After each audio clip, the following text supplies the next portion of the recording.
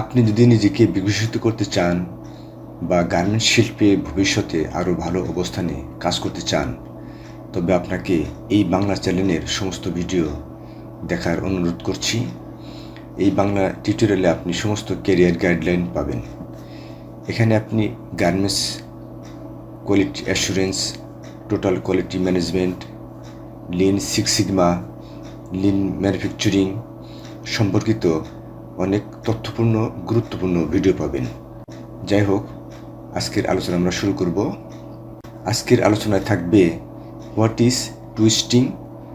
Twisting মানে leg twisting বা টি শার্টের যে ফ্রন্ট পার্ট ব্যাক পার্টে চলে আসে, বা ডেনিমের ব্যাক পার্ট বা ফ্রন্ট পার্ট একটা টেন্ডেন্সি দেখা যায়। এই যে এরকম, এই যে দেখেন, এই যে টুইস্টিং, এটাকে বলা হয় লেগ টুইস্টিং। টি শার্টে হয় এটা, টি শার্টের ছবিটা আমি দিতে পারি নাই।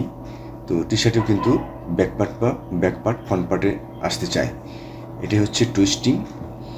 তারপরে কি আছে, why does arise twisting in denim or T shirt. T shirt এবং ডেনিমে কেন টুইস্টিং হয়। সর্বশেষে থাকবে হাউ টু সলভ ইট, কীভাবে এটাকে সমাধান করা যায়। টুইস্টিং বিষয়টা জানা উচিত। What is leg twisting in long pant? It is one kind of problem that back part is tendency to come front part or front part tendency to come back part at bottom side. বলতে চাচ্ছি এখানে back part front পার্টের দিকে আসতে চায় এবং front part back পার্টের দিকে যেতে চায়, বটম সাইডটা স্পেশালি। এটা কি বলা হয় টুইস্টিং। অনেক সময় ইন্টারভিউ বোর্ডে জিজ্ঞেস করে যে হোয়াট ইজ টুইস্টিং, অনেকে এটা বলতে পারে না। যাই হোক, তো গুগলে সার্চ দিয়ে আপনি এই ধরনের সংজ্ঞা পাবেন না, এটি আমার নিজের দেওয়ার সংজ্ঞা। যাই হোক, তো আরও একটু ডিপে আলোচনা করা যেতে পারে। দেখেন, ফেব্রিকের ইয়ার্ন যখন তৈরি হয় তখন কিন্তু এই যে এরকম একটা টুইস্টিং, দুই প্রকার, আপনার এস টুইস্টিং এবং জেড টুইস্টিং। অর্থাৎ এটা কি, যে আমরা যে দড়ি বলি, দড়ি যে আমরা পাকিয়ে তৈরি করি, এটাও কিন্তু সে একইভাবে আপনার পাকিয়ে তৈরি করা হয়েছে। এই পাকানোটা যদি খুব বেশি হয়ে যায়, তখন ইয়ার্ন তৈরি করার সময় যে সমস্ত কোণগুলো খুব বেশি টুইস্টেড হয়ে যাবে, বেশি পাকানো হবে, সেই ইয়ার্ন দিয়ে যে সমস্ত ফেব্রিক তৈরি করা হবে, সেই ফেব্রিকগুলো টুইস্টিংয়ের প্রবণতা লক্ষ্য করা যাবে। ব্যাপারটা মনে হয় ক্লিয়ার। তারপরে আমি টুইস্টিং কেন হয় এটা আমি 3 ভাগে ভাগ করেছি। ফেব্রিক রিলেটেড টুইস্টিং, তারপর আপনার হলো কাটিং রিলেটেড টুইস্টিং, আর সর্বশেষে আছে হলো সোয়িং রিলেটেড টুইস্টিং। তো প্রথমে আলোচনা করি fabric related twisting. If super spandex fabric may arise leg twisting. Super spandex ফেব্রিকে সাধারণ লেগ টুইস্টিং হতে পারে বা টি শার্টের সাইড টুইস্টিং হতে পারে। এটা একটা নেচার। ওই যে বলছিলাম যে ফেব্রিক তৈরি করার সময় যে ইয়ার্নটা ব্যবহার করা হয়েছে, সেই ইয়ার্নটা যদি খুব বেশি টুইস্টেড করে তৈরি করা হয়, তাহলে কিন্তু ওই ফেব্রিকটা টুইস্টিংয়ের প্রবণতা লক্ষ্য করা যায়। তারপরে for increase fabric dia during finishing stays with wise ফুল। এটা বলতে চাচ্ছি যে যখন ফেব্রিকটা ফিনিশিং করা হয়, ডাইং স্টেজের পরে ফেব্রিক মিলে যখন ফেব্রিকটা ফিনিশিং করা হয়, তখন যদি ডায়া মিট করার জন্য প্রচুর পরিমাণে দুই পাশ থেকে টানা হয়, তখনও কিন্তু টানলে তো থাকবে না। টানলে হয়তো দেখা যাবে যে টানার পরে চলে আসছে ডায়াটা, কিন্তু এটা যখন রিল্যাক্স দেওয়া হবে, তারপরে ওয়াশ প্রজেক্ট থাকলে ওয়াশ যখন করা হবে, তখন কিন্তু এটা আবার তার আগের জায়গায় চলে আসতে চাইবে, এবং ওই রোলগুলাই কিন্তু আপনার টুইস্টিংয়ের প্রবণতা লক্ষ্য করা যাবে। এটা গেল fabric related twisting.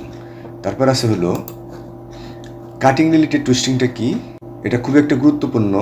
Cutting related twisting, pattern আর marker set according to grain line. আপনাকে দেখাচ্ছি আমি একটা বিষয়। এই দেখেন, এটা প্যাটার্ন। এই যে ধরেন, এই যে হালকা নীল টাইপের একটা দেখতে পাচ্ছেন, এটা ধরেন আপনার ফেব্রিক। আপনি যদি এই প্যাটার্নটা যদি আমি সেট করছি, এটা কিন্তু গ্রেন লাইন বরাবর সেট হয় নাই, ঠিক আছে। এটা আপনাকে কী করতে হবে, এই গ্রেন লাইন, ফেব্রিকের যে গ্রেন লাইন আছে, গ্রেন লাইন বরাবর আপনাকে সেট করতে হবে। গ্রেন লাইন বরাবর যদি আপনি প্যাটার্নটা সেট করতে পারেন, তাহলে অবশ্যই আপনি টুইস্টিং অনেকাংশে রোধ করতে পারবেন। তারপরে ডিউরিং লে টু পুল, আপনি কী করতে করে, যখন স্প্যান্ডেক্স ফেব্রিক থাকে বা নন স্প্যান্ডেক্স ফেব্রিকই থাকুক, যখন লে দেওয়া হয় তখন কিন্তু অত্যাধিক টানাটানির অনেক সময় দেখি, লক্ষ্য করি আমরা যে যখন লে দেওয়া হয় তখন দৌড়ে লে দেওয়া হয়, টানাটানি করে, টানাটানি করার ফলেও কিন্তু আপনার টুইস্টিংয়ের কিছুটা ভাব চলে আসতে পারে। এই জন্য আমাদের টানাটানি করা যাবে না লে দেওয়ার সময়। এটা গেল কাটিং রিলেটেড। আর সুইং রিলেটেড হলো the operator did not follow the নিমার্ক।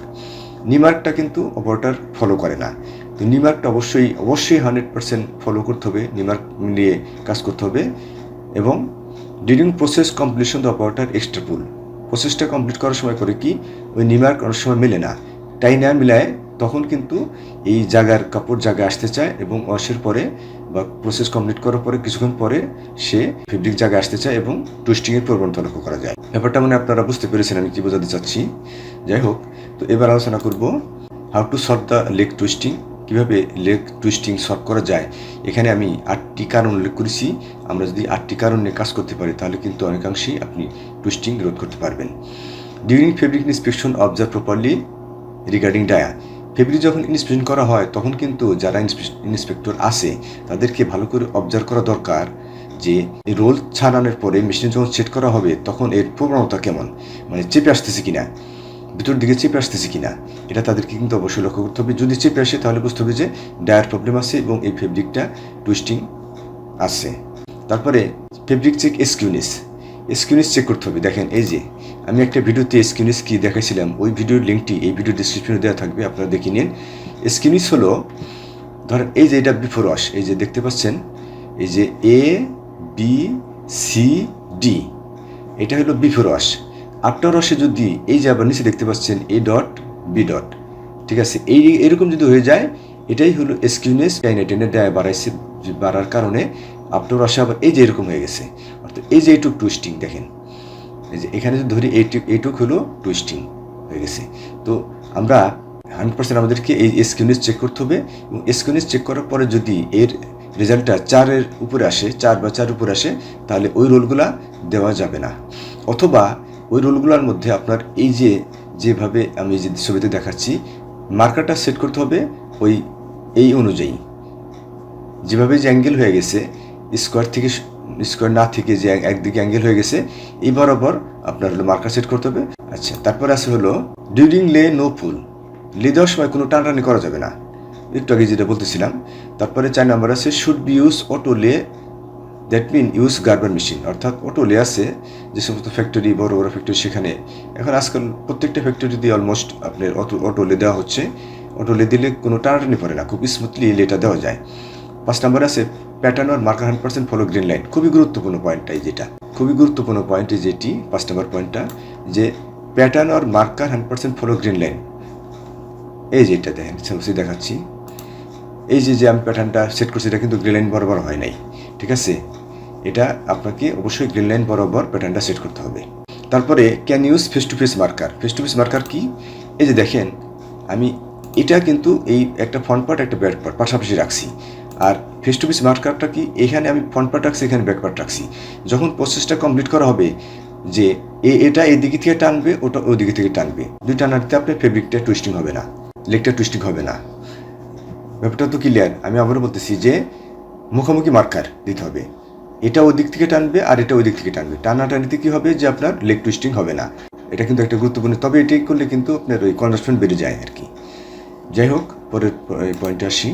Operator should be follow নিমার্ক, যেটা বলতেছিলাম 7 নম্বর পয়েন্ট, অপারেটর 100% নিমার্ক আপনার ফলো করতে হবে।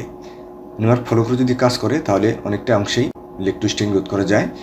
8 নম্বর আছে machine tension should be free, machine tension যদি ফ্রি থাকে তাহলে স্মুথলি প্রসেসটা কমপ্লিট হবে এবং কোনো টানাটানি হবে না, তাহলে আপনার প্রসেসটা স্মুথলি বের হবে এবং আমরা লেগ টুইস্টিং রোধ করতে পারি। তো মোটামুটি এই যে আমি যে 8টি কারণ উল্লেখ করেছি এগুলো যদি আমরা মেনে চলি তাহলে কিন্তু আপনি অনেকাংশেই এই টুইস্টিং রোধ করতে পারবেন। তো আলোচনাটা যদি ভালো লেগে থাকে অবশ্যই কমেন্ট শেয়ার করবেন আর আপনাদের বন্ধুদের মাঝে শেয়ার করবেন যাতে তারাও এটি থেকে কিছু শিখতে পারে। সবাইকে ধন্যবাদ। আসসালামু আলাইকুম।